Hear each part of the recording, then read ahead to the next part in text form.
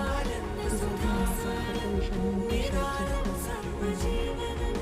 ఇంకా ఏదైనా కొన్ని టిప్స్ అది ఇంట్లో రచించి ఎంత బాగుందంటే చాలా అంటే చాలా బాగుంది. అందరూ చదవాల్సింది ఒక పుస్తకం ఇది. చాలా బాగుంటుంది.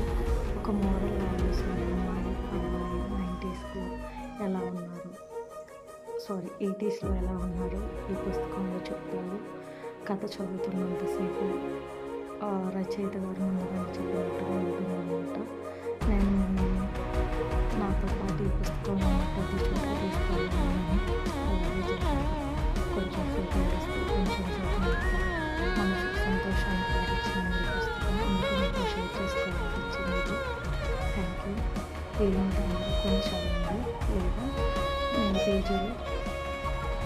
మీరు పేజీలో లింక్